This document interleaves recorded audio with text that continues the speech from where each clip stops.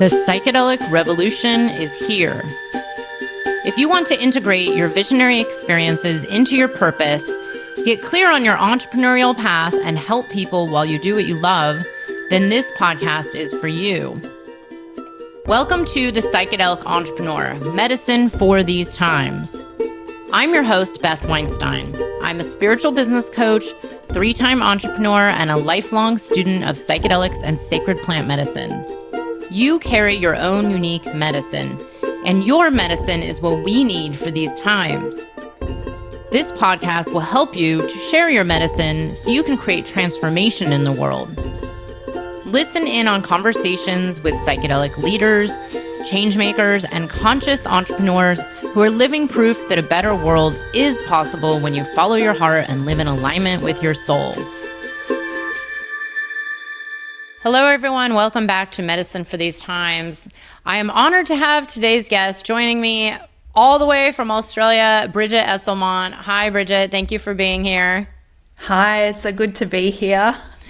So good to have you. So Brigit is best known as the best-selling author of Everyday Tarot and the founder of Biddy Tarot.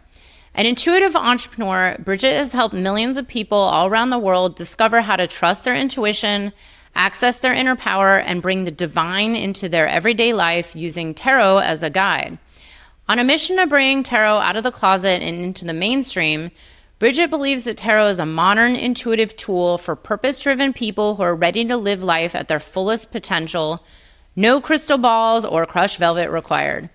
Brigit has been featured in the Huffington Post, Mind, Body, Green, Refinery 29, Hello Giggles, Body+Soul, Oprah Magazine, and on numerous podcasts, including Being Boss, Truth Telling, Hippie Witch, Body Musing, and the I Am Goddess Collective. She has also appeared on stage in front of live audiences across the US and Australia. When she's not teaching, coaching, or flipping tarot cards, Brigit loves spending time with her 2 daughters and husband on the Sunshine Coast in Australia. Brigit, it's so interesting. Many years ago, when I first got into tarot and my friend gifted me my first deck, and I said, how do I learn how to use it? She actually had said, well, there's this great website, Biddy Tarot. And that was my first exposure, that and a book that she gave me. So I just have to honor you to be at this kind of full circle moment on my own personal path with you and your website being my first exposure to tarot. And by the way, it's still one of my go-to resources. But I always love to know, how did you make an entire business out of tarot? What led you on this path and your soul's purpose? I'm curious what your story is to get here. Fabulous. Well, I hope you've got a cup of tea and a little while, because my journey started all the way back in 1999. So I got my first deck, I think in 97. I was about 17 or so then. And I just started learning the cards. And I thought, maybe I could just start a website. And, 1999, we're talking about like birth of the internet time. So I'm studying at university, I'm doing a commerce degree, and then I'm studying tarot on the side. And I think, maybe I'll just learn how to write HTML. And I start creating this very terribly looking website. And I just posted everything that I was learning about tarot. And it really just stayed that way for a good 10 years. It was just a passion project while I was working my way through university and through corporate. Then I think it was around maybe 2009, I found the book, The 4-Hour Workweek from Tim Ferriss. And, love it or hate it, what I got from it was like, wow, I could take this passion that I have for tarot and just see if it's something that I could earn an income with. And then I started turning everything that I'd been writing online for the last 10 years into an ebook. And I was starting to offer tarot readings. Again, all the while working in corporate. I was studying a master's degree part-time. And then I had my first child in 2009 and then 2011. And so it just started to grow just by following a passion and following like a thread that was like, oh, this is, a fun, happy project. By 2012, I'd managed to create a business that had the same amount of income as my corporate job. And I thought, great, what am I doing going into an office every day when I could have this beautiful freedom and flexibility and also do something that I'm really passionate about? And I thought, even if the business just stays as it is, like this is a great financial support for my family. But of course, if you know much about me, I'm quite a high achiever. So I just was like, okay, no, actually, I can see all this opportunity here. I want to keep growing it. And what it has developed into now, what are we, like over 10 years later, is one of the most well-known tarot websites online. Anytime you look up a tarot card, you will find Biddy Tarot typically up the top. And we have a whole heap of online tarot courses to help people learn to read tarot. We have a tarot certification program because I really believe in helping tarot readers to establish themselves, legitimize what they're doing, create that level of professionalism in the work that they do, and then be able to go out into the world and be positive influencers and to create empowerment for their clients. So our certification program certainly helps that. Plus we've got other things like a membership site, we've got books, tarot decks, like you name it. And we've just completely blossomed into a one-stop shop really for tarot lovers. I love it. And I love this story that it really just came out of this passion and also, this curiosity for sharing what you were learning, just putting it out there. Now, I have a corporate background. I spent 15 or probably more, actually, hate to think about those days, years in corporate before I became an entrepreneur. And I do know I was always kind of like the weird one. And I'm curious, especially, being in Australia, being in corporate, and back then, I'm curious if you were considered like that woo-woo, were you getting judgment? Did people think you were kind of crazy? Because I know there's a lot of concern out there. Even today, even this world that we're in today, I get clients who come from very traditional corporate backgrounds who are afraid of what people are going to think when they find out they're actually spiritual and doing astrology and working with tarot. Yeah. So initially I was really cautious about who I wanted to share my hobby or passion with. And that's actually why I have the name Biddy Tarot, because any time I did something in tarot, I would go by the pseudonym of Biddy instead of Brigit, because I wanted to keep this separation. But what I found over time was when I did kind of build up the courage to say, hey, I read tarot cards, more often than not, people were fascinated. They're like, oh my gosh, that's so amazing. Or I even remember being in some everyone's in their suits doing some stupid business networking thing. And I'm talking to a man, in his 50s. And I thought, oh, stuff it. I'll just talk about tarot. And he's like, yeah, great. I've got my own deck at home. And so it really surprised me actually that the mindset was quite different. And what I realized over a longer period of time was it actually depended a lot more on my mindset. So when I showed up to a conversation and I felt nervous or I felt like, oh, this is too woo-woo, then I'd often have that reflected back to me, right? But if I could show up and be like, I know the value of tarot. I know the value of my business. I know just the value of our readers going out and helping other clients. I feel that through and through. So these days, if I talk to someone about tarot and they have a little bit of a, nervous reaction, I almost feel just compassion for them because, this is such a beautiful, powerful tool. I believe wholeheartedly in it. And I almost feel a little bit of sadness for folks who, aren't open to experiencing what tarot is really about. And a lot of that, has a lot to do with all of the misconceptions that are out in the media. You go and watch a movie, they're pulling the death card, someone drops dead. It's all like witches around their cauldrons. So there's a lot of negative media, which is really also very unfortunate. And I think a little bit unethical in a way for portraying tarot in that way. So yeah, I think these days I've just learned to really embrace it. I speak from a real place of truth around it, and I can see that resonating. Even I've worked with a group of many groups actually of entrepreneurs who are in their normal bricks and mortar type businesses, air compressors or videos for the army, whatever it might be, and these folks are actually really open to experiencing tarot. And it's all about what energy do you give it and how do you share it in a way that is creating that curiosity, I suppose.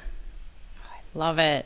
I love it. And yeah, it's like you said, curiosity. And of course, there's still going to be people that, are maybe curious, but even judgmental. I mean, it happens. There's 8 billion people on planet Earth and not everybody's there yet. But, I love that you just forged ahead with something you really believed in, that you loved. Now, I always talk about this idea of soul's purpose.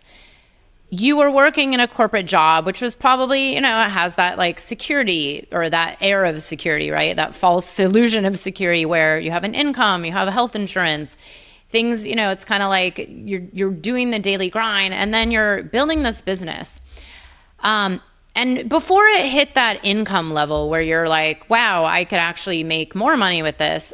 I'm curious, did you have any of these kind of psychedelic-like experiences as you were coming into your soul's purpose during those many years you were running it as a hobby?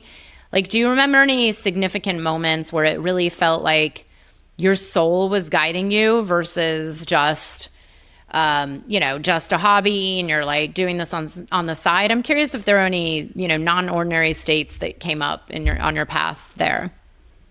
Yeah, so for me, like I've always been intuitively connected, and I remember distinctly as like a 14-year-old, I desperately wanted to improve my psychic skills, and I would get up at 4 a.m. and I'd do candle gazing, and I'd do those little ESP cards, the extrasensory perception cards, and try and guess what's on the other side. Like I was very determined to, develop these skills, and I don't know where it came from. I think it's past life stuff, right?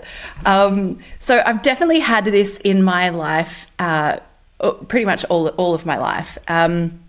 And even throughout corporate, I would say I was a grounded and connected person. When I look back to like then as compared to now, like I'm just poles apart. My spiritual evolution and development is always growing.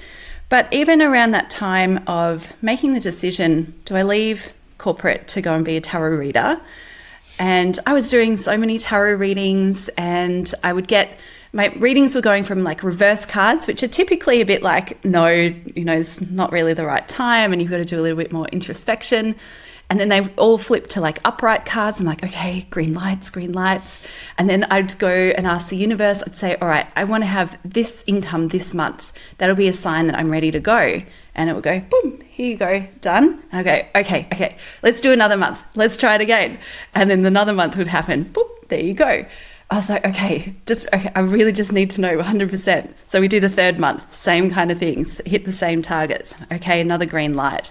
I had dreams like that were really like where I was telling my friend, I'm leaving, this is it.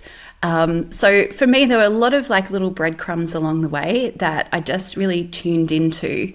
In terms of like altered states, I think like for me, what happens is certainly at that time, what that might have looked like for me was like more meditation and just quiet moments, and really using my cards to tap into my own intuition. And I think throughout my entire life, I've always been intuitively guided and intuitively led. And the more that I open up to that in different ways, the more that I can see that alignment to the whole soul purpose and how that starts to really play out in this life. Yeah. I love this story. I love it because it's so common that we look back to when we were much younger and what we were already intuitively doing. I don't think at that age we think about like, oh, I'm going to choose to become a psychic. It's like, I just really was interested in this. I used to be the same way. I look back on my childhood and I was like, wow, what I was really into at a very young age has kind of come to this place later in life where I'm actually doing what I was here to do at the age of 8. Like playing a game and pretending this, and then, having this knowing, which I always wonder, it really is like, is this just our soul knowing who we are here to be in this lifetime? And then we spent all these years, kind of going these other routes to finally get there. I also love that you just mentioned using the tarot to guide you. And now I have this experience where, sometimes I'll pull cards, usually depending on what it is, a sales call or working with my clients or my mastermind. I'll like drop in and just kind of be like, okay, well, what is today's call going to be? I don't actually plan everything that far in advance. I have this general gist, and I'll just get this like complete intuitive download. And then it's always the same thing that my clients are already talking about. But here's what I've seen. And I had this friend years ago who actually turned to the tarot cards for every single decision she made. And I used to laugh at her because I was like, wait, can you just like actually find out what you're really feeling? And I always wonder, like, where is this point between maybe people depending too much on turning to a divination kind of system of sorts, whether it's tarot or something else, versus like the deep intuitive knowing? And where is this point where it comes together where you can actually maybe use it for your business, or use it to make big decisions, or use it to grow and make money, or quit your job? Do you ever run into this, or is this just my one friend that... No, this is real. So there's a few layers in there, and I'll talk first about that kind of dependence on tarot, and then I'll talk a little bit about how I'm using tarot in my business as well. But yeah, firstly, like what can happen is we can turn to tarot as almost like a crutch to making decisions and being able to move forward. Like everything is like, oh, well, just got to check my tarot cards, or I've got to go and see my psychic reader. And what's happening when you're in that state of mind is, instead of turning your attention inwards and accessing your inner power, you're actually leaking it. You are going externally and sourcing all of that information from someone somewhere else. So whether it's a tarot cards, whether it's a psychic, whether it's even like, you know, a business coach who's going to have the magic formula to solve all my business woes, right? You know, like I think we can probably all pinpoint a time in our lives where we've been in that state where this energy and power leakage is really happening. And so the same thing can happen with tarot. But the difference is, like, when we look at tarot as an empowerment tool and we apply that lens, how is the tarot empowering me right now? How is it bringing my energy back in and just being like a guide or a fuel to my own intuitive sense? So for me, you know, I used to do big tarot readings. I think they're really fascinating. They're great, like on, say, a birthday or something like a big event. But I do less and less now, because the tarot cards have really helped me to listen to and trust my intuition. It's almost like people often think, oh, I've got to be psychic to read tarot, but I actually think like tarot helps you become more psychic or intuitive. It's a bit like the training wheels to building up our own intuition. So I think the more that we can use tarot as just a reflective tool, something that helps us bring our energy back in, reflect, connect, and then move forward, to me, that feels like the most highest, you know, vibrational state of using tarot. And you just got to have that lens on, right? You've got to be just aware. Am I feeling empowered or disempowered right now? What's feeling good and what's not feeling good? I love it. And actually, I had never thought of that, but you're totally right. It is just this intuitive process. And of course, everybody listening probably knows how many times have you pulled cards and then it tells you something that you kind of already know, and it's just like, okay, now it's a confirmation of what I already felt, or oh, that's something I maybe was doubting, but now it's guiding me in the right direction. But I really love what you said. It's like really teaching us how to really turn inward and know our intuition and know ourselves. I actually had a friend who got to a point, and I'm curious what you think of this, where she would just instead of pulling a card, would actually pull a card in her head, like intuitively ask for an image, and then it would show. Have you ever heard of that? Because I always thought that was, I'm like, oh, why not? Yes, yeah, I have done that. When I haven't had a tarot deck around and I just am trying to tune into something, I will kind of, in my mind's eye, just whatever card I see first will be a symbol of what I need to know at that time. You know, and we can use cards, we can use symbols, we could use a picture. This is just really about how do you access your intuition to give you that guidance. I think what I love most about tarot is, even for me, I have a strong intuitive connection, and what I appreciate about tarot, it just helps me go that next layer deeper. You know, my conscious mind will see things and access things, but I pull another card just to go, all right, well, what am I not seeing here? What else do I need to access or understand?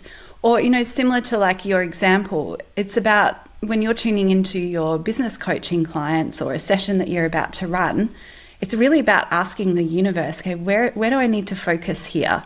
And I just wanted to share too, like when I'm working with my like coaching clients, I'm now in the practice of pulling a card each week for guidance. And it's not really like a tarot reading per se, because that doesn't quite feel aligned for me.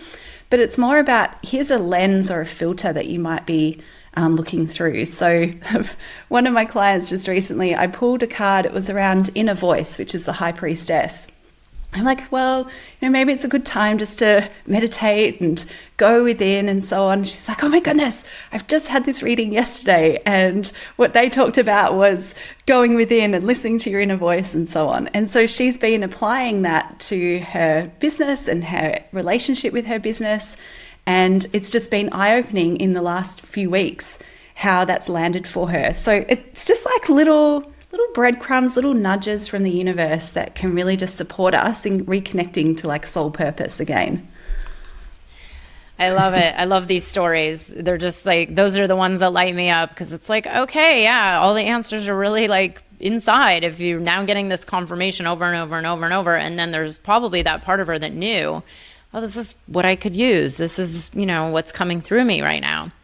Now, I'm curious, in some psychedelic therapy sessions I've had, or psychedelic sessions I've had with plant medicines, various different medicines, the person that I've worked with, or various people that I've worked with, will actually pull card or cards to help guide the actual session. And I thought that was interesting when this first happened. I was like, well, wait, is this going to affect my journey? Or is this to really tell us like what it is that we're looking for? And I'm curious, have you heard about people working with the tarot or any kind of oracle cards in a psychedelic space, like maybe beforehand as a preparation or as an integration tool? Do you know anything? What are your views on that? So I think anytime you're kind of going into an altered state, whether it's through meditation or psychedelics, plant medicine, and so on, I think the tarot can play such an important role. And so even just pulling a card for, firstly, like the intention setting. What is it that I am wanting or needing to receive in this session, in this experience? And then pull a card and just see what does that show you? I've got a card deck here. Let's just see. So, interesting. So like this is the Osho Zen Tarot and the card is slowing down. So, okay, I might go into that experience with an intention of how can I slow down? And then even as you're starting to enter into that altered state, you might even go in with another intention. Maybe you're like, okay, slowing down. Well, there's another card that really reminds me of slowing down. And maybe it's actually about the hermit, for example. Okay, I really want to embody the hermit. The hermit is this wise old man. He's been walking along the mountains and he's just guided by his inner light. And it's really about him just trusting his own inner guidance and taking one step at a time.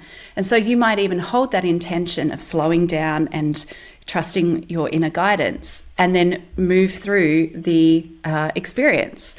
And then, whether that like drops in as like throughout your full experience or not, it doesn't really matter, but it's one way of just supporting that intention and then that entry point.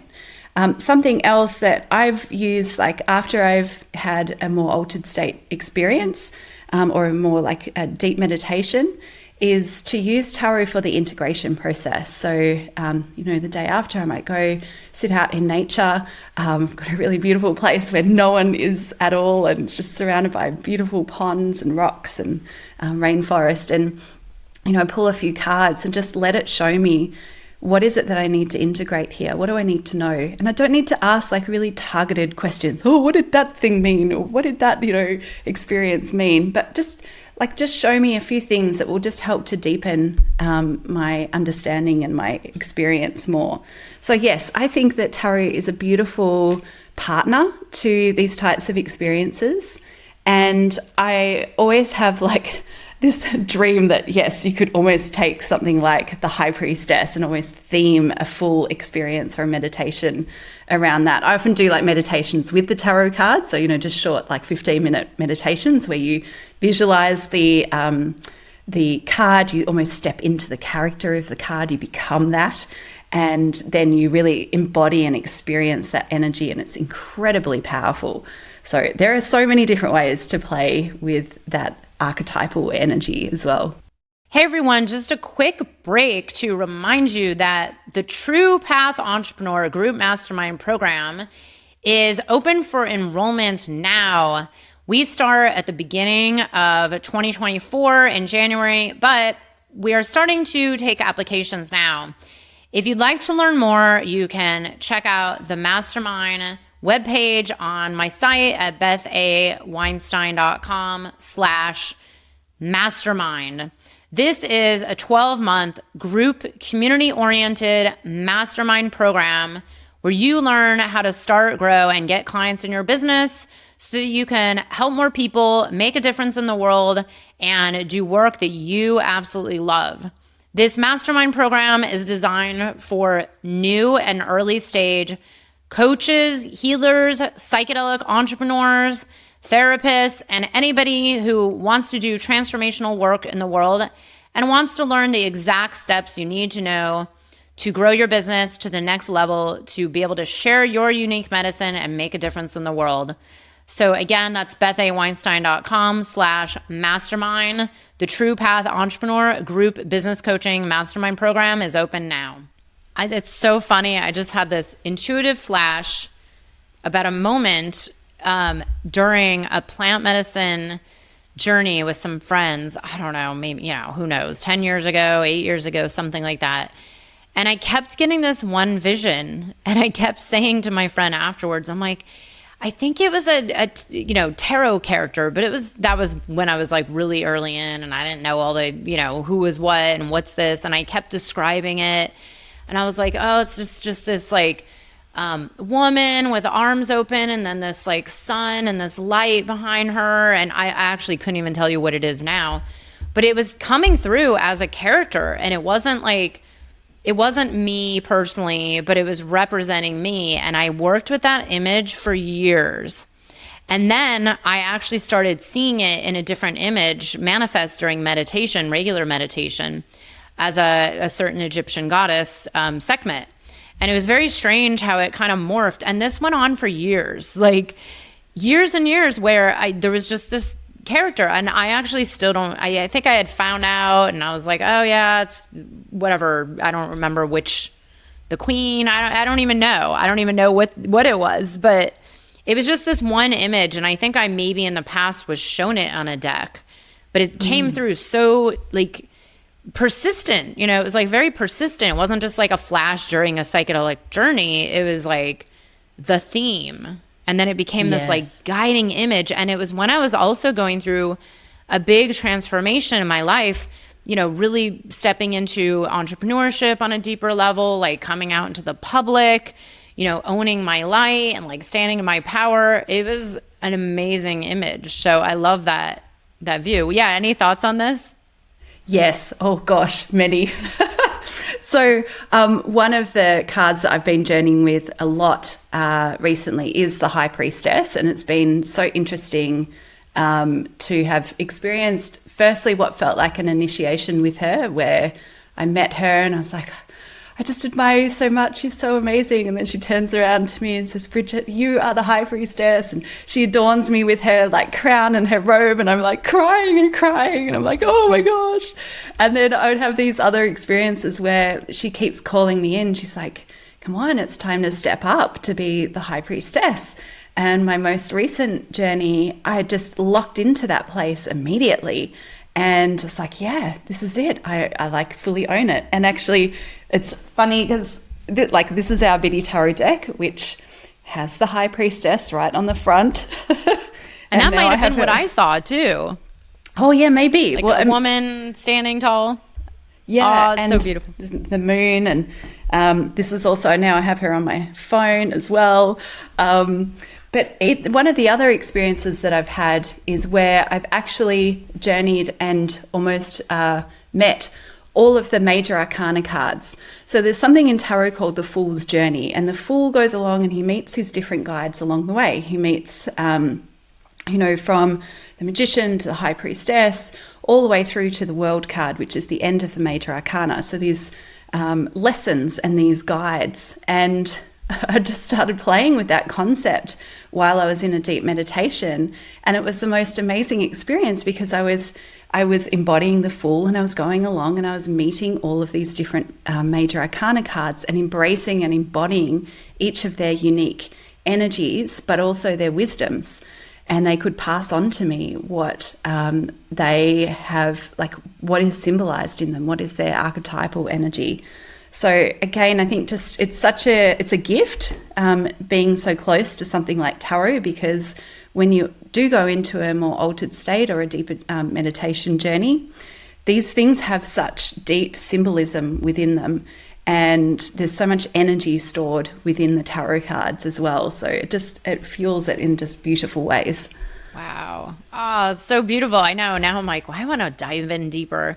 I mean, these archetypes, it's so interesting because I've actually, had clients that work in the realm of psychedelics and Jungian psychology and mythopoetic work with the archetypes. And I've actually done a training program where I did kind of like a psychedelic facilitator / coach training program where we actually did a lot of this work where, a lot of the visions and a lot of the experiences that we have under the influence of a, plant medicine or a psychedelic medicine of sorts, doesn't necessarily mean what we think it is. And this has been discussed a lot. A lot of this is through some symbolism. This is archetypal lessons or, psychomagic that is, being discussed through these visions. And it's not literal all the time. I mean, maybe sometimes it is. Like, once in a while, I'll get a flat out like, oh, you forgot to tell that person this.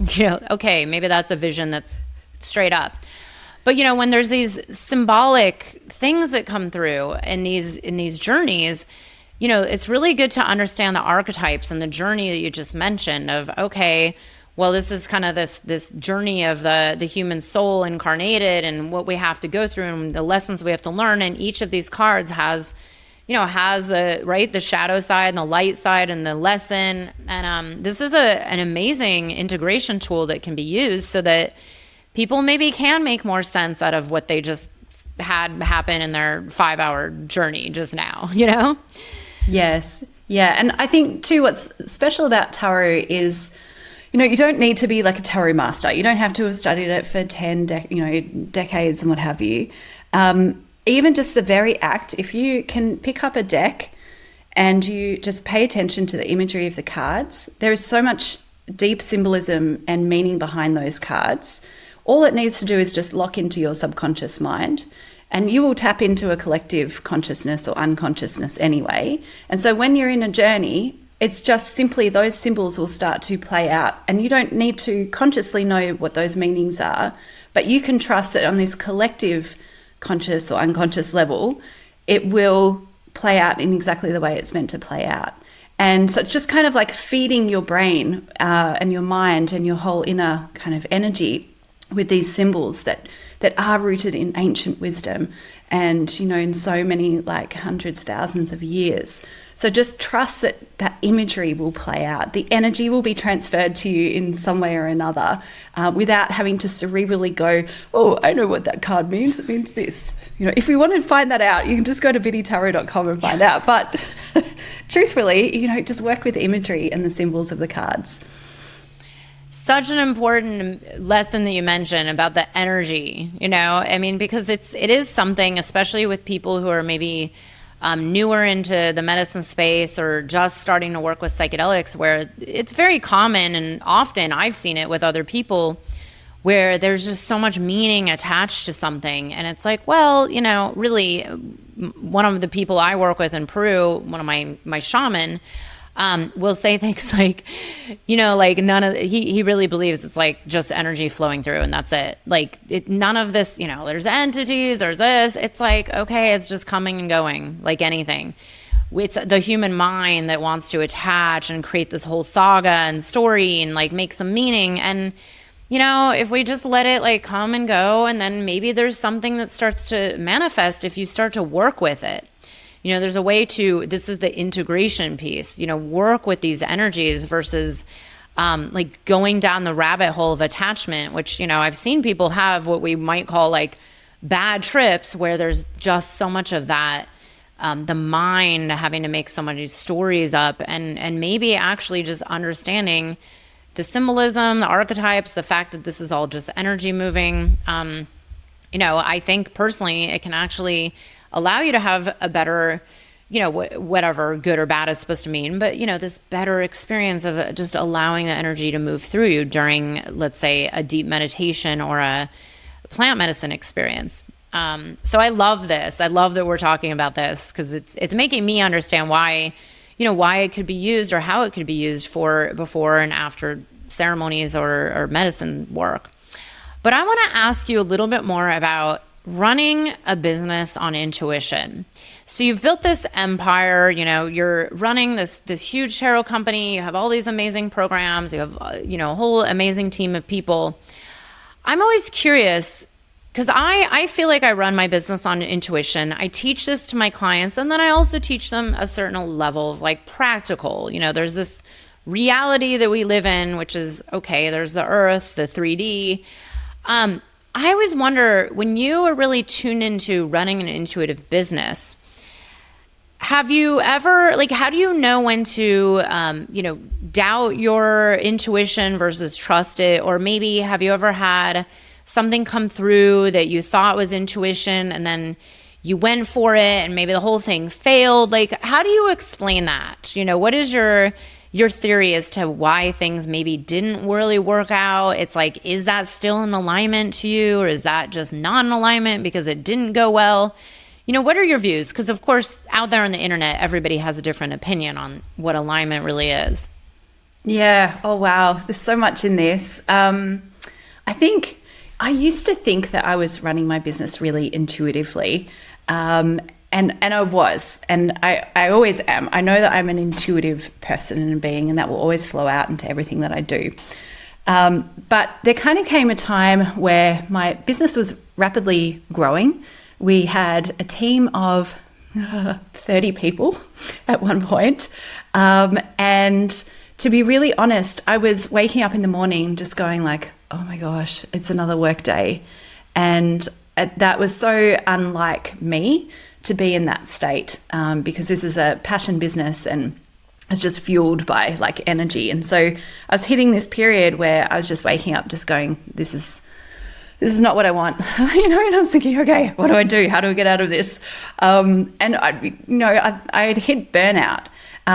And I think also by that point, I had been shutting down my intuition so much, and I was just working in this operational, like business mode, very much on the masculine energy side with very minimal feminine energy. And so even though I was operating within this spiritual business of Biddy Tarot, my individual experience of that was like, oh, this just feels like a grind. And so from that point, I just started to really shift my relationship with the business, and also to really bring up a team that could run the business without me. And so that really then supported me to have more spaciousness to then be able to connect in with my intuition. And this year in particular has been such a transformative year. Oh, look, here's the card I drew before our call today. Oh, it's called transformation. Yes. Because but that is definitely, this year has been such a huge transformation for me on so many levels. And I feel like I've finally stepped into a place of even more intuitive connection with the business and with myself. And now I guess for me, like it's been about having spaciousness. When I'm busy, when I'm filling 40 hours doing work, how can I be in an intuitive state? I really cannot. Like I have to schedule in my calendar 30 minutes for a meditation, right? That just doesn't work. But this year I've had more time, more space to be able to go and sit at the beach, for example, for hours and just look out across the water and just let my thoughts and my feelings just kind of process themselves. And as a result, I feel like I'm way more intuitively connected. We also made a decision this year to stop working with like business strategy coaches who were going to tell us what to do, because we realized that was creating too much like just fear and doubt and second guessing ourselves. Where as an intuitive business, you are ideally learning how to trust yourself, not distrust everything that you've done because someone tells you that you could be doing it way better. So instead, we've worked with an energetic alignment coach, and we've worked with different practitioners to bring in a different vibration into the business. And I think it's all about kind of setting up this environment so that we have the space to be more intuitively connected. And what it helps me then do, like you were talking about, how do you know if a project is like the right one, or, you know, have you ever been led down the wrong way? We've been led down the wrong way many times, but I always trust that it's all part of the process, right? It's all there to teach you something really important, so long as you take the time to process those lessons and integrate them. But equally, you know, I guess my relationship with ideas and projects is feeling quite different. I used to be very planned, 12 to 18 months out, but now I'm really working with what's the energetics of these ideas, and, you know, are they sitting close to me? Are they sitting far away? How could I call them in when they are like perfectly ripe, and keep them in the ether when they're not ripe? Like, I only want to receive the idea when it's ready to go. So there's a lot that I'm kind of playing with and exploring. And really, it just evolves over time. Every year, I will get deeper and deeper into this connection with intuition. So I might feel like now, oh yeah, I'm doing pretty well. I know that like in a year, 2 years' time, I'm going to be like almost an entirely different person again, because it just deepens all the way along. Oh, I love this story, and I love that you're like, yeah, we decided not to hire consultants that tell us what to do anymore. And it's funny because I do also believe, yeah, these lessons are in alignment. I went through this last year, the first time I hired a team of people that I kind of was on the fence about, and it was like coming from someone else that was like, oh, I had this great experience, and you know, and I wanted to try it, but there was this piece. There was like something, and it was my intuition that wasn't 100%. And then they talked me into something that wasn't 100%. And I knew it wasn't. And I kind of was like, by then I was so burnt out that I was like, you know what, let's try it. And it didn't go as well as it could have or should have. And then, you know, the alignment was like, oh, okay, now I've learned like not to outsource that piece and to go a different route. And I love this because even as a business coach, I am constantly telling my clients, look, I'm here to help you be more effective with your intuition. Like, I actually don't give cookie cutter formulas. I don't believe in them because there is no one cookie cutter that works for everyone. You know, I do give a certain level of like, you know, processes, certain things to have in place so that it can be, you know, running without you or running a little more automated, or things can be easier to, like you said, free up your time to not work 5 days a week, to have more time to do your self-care practice or your meditation practice.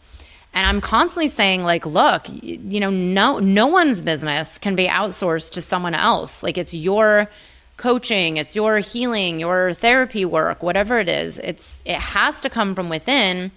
And a good coach isn't there to tell you, like, here's the only way and go do it my way. That never works, because it's not true to your authentic self and your soul and your heart.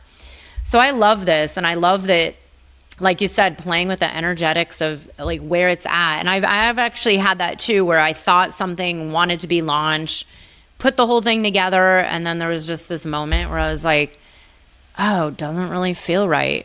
You know, it's like, what is it? Big Magic, that book where she says, like, you know, a song or a book will come, and then it kind of like comes and then it like floats away.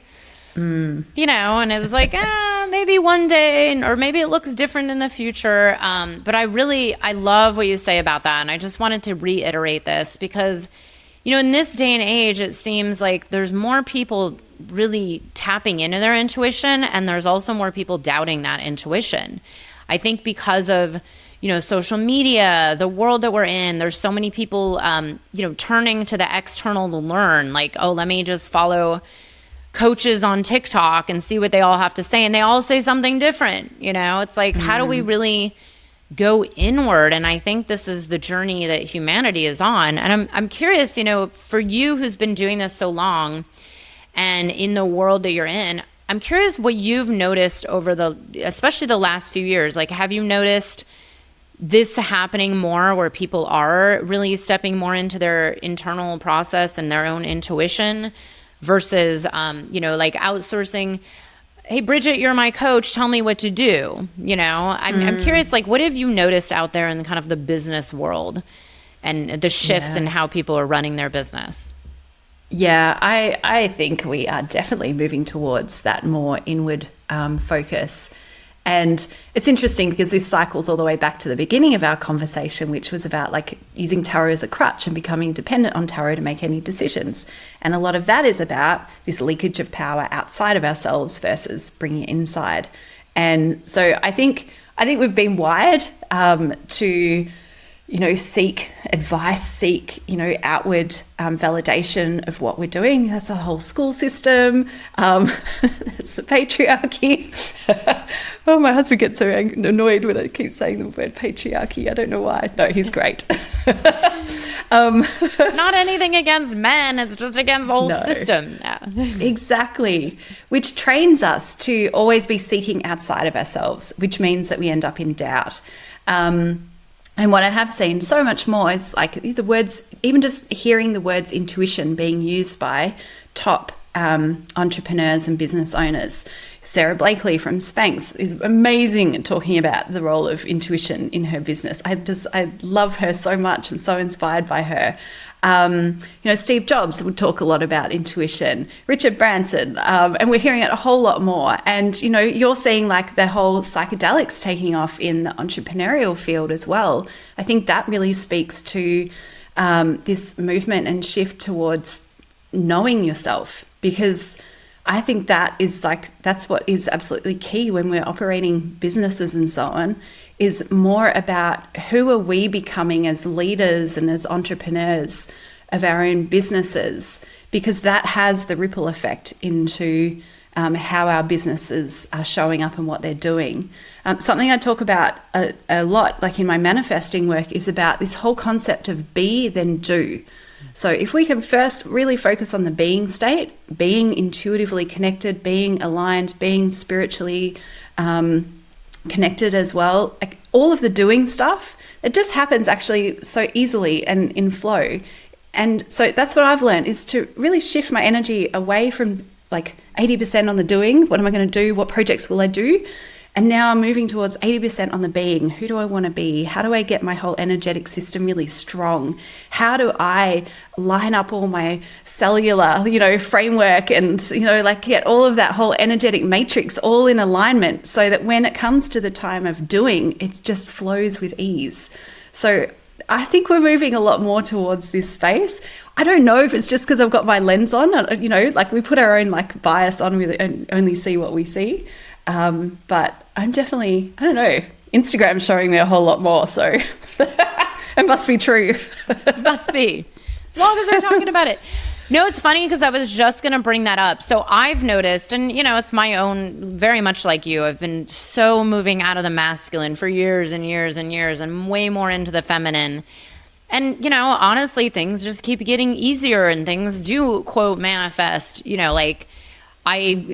clients come out of the blue and I'm not even doing anything, or all of a sudden, something like I have, my recent one was like, I think I want to go to Burning Man, but only if it's really easy and it just kind of flows. And then all of a sudden I actually hit a day where I was like, wait a second, how did I get this ticket and this camp and this flight? And like, it was weird. It was almost like I wasn't even aware of how that just manifested in like a 1 week period.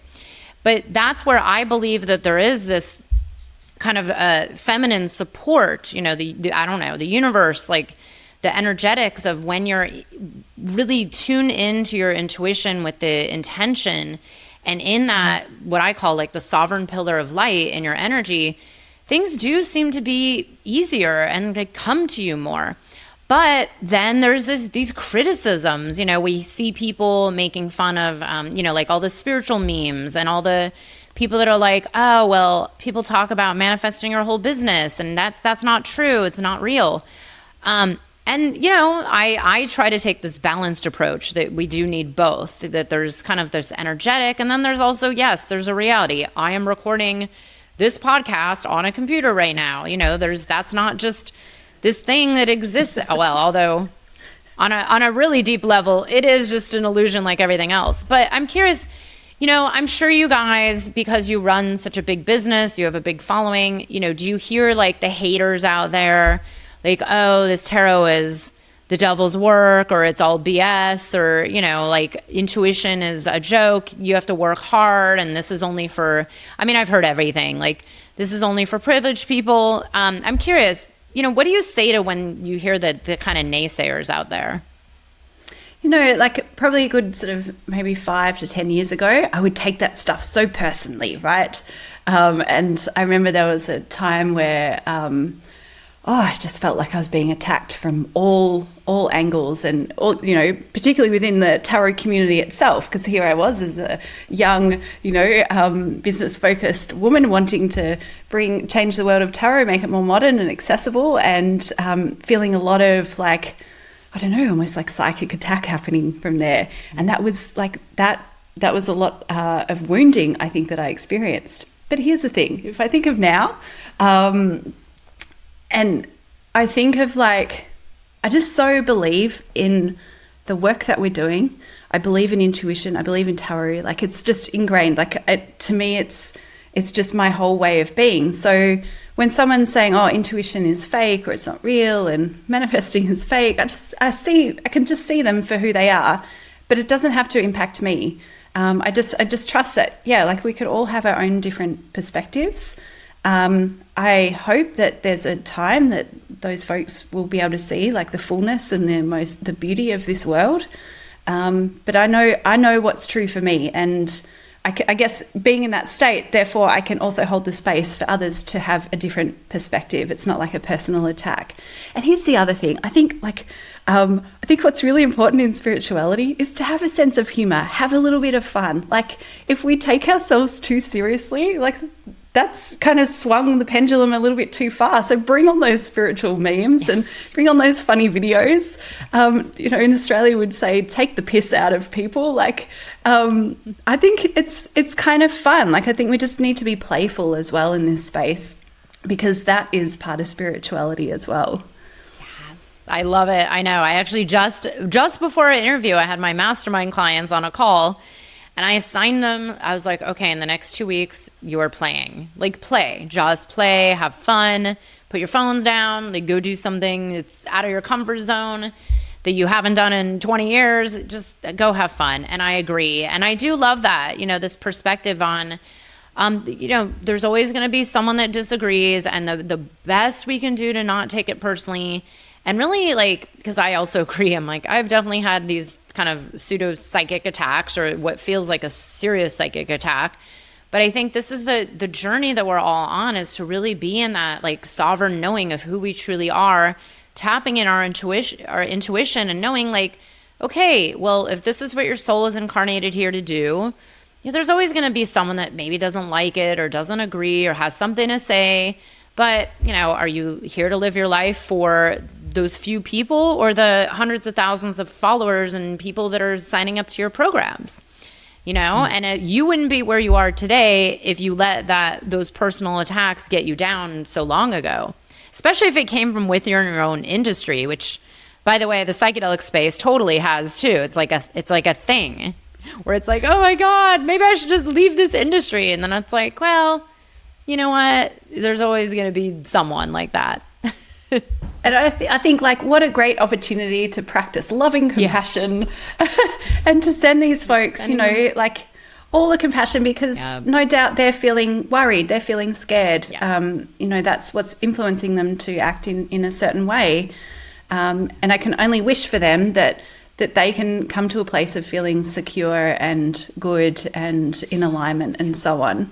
And that we can also hold the space for being different and expressing ourselves in different ways. And We can all just show up as unique individuals, right? And at the end of the day, I can't be responsible for them. I'm not responsible for their actions and their words. I'm only responsible for me and for my energy. And so I'm always just focused on what do I need to do to clear my karma, to feel aligned, to feel the highest vibration I can be. And that's my work. Like the rest, everyone can do their own thing. I'm going to stay focused on my lane. Your lane, exactly. I know I do the same thing. I'm like, oh, this person's probably really wounded, and they definitely have there's always a trigger that's connected to a deep core wound that maybe they haven't processed out, and now they're just projecting it externally instead of staying in their own lane of light. So send them loving compassion, loving kindness, your true path. I love it. Brigit, I would love to give you an opportunity to share. What do you guys have coming up in the next 6 to 12 months, especially as your business is changing and as you're like tuning in a lot more? What has been coming through you that's, if you can share, if you're allowed to share? Yeah, well, the funny thing is, like, if you'd asked me this a year or two ago, I'd know exactly what we were doing in the next 12 months. But the wonderful thing is, I don't know. But I do know that in the next few months, what we have been working on and what we'll be able to release to our community and the wider community is a program all about intuitive manifesting. And what I'm super excited about with this manifesting is it's not just like a typical manifesting program, like how do you manifest what you want? It's that. And it's got the extra layer of intuition and tarot.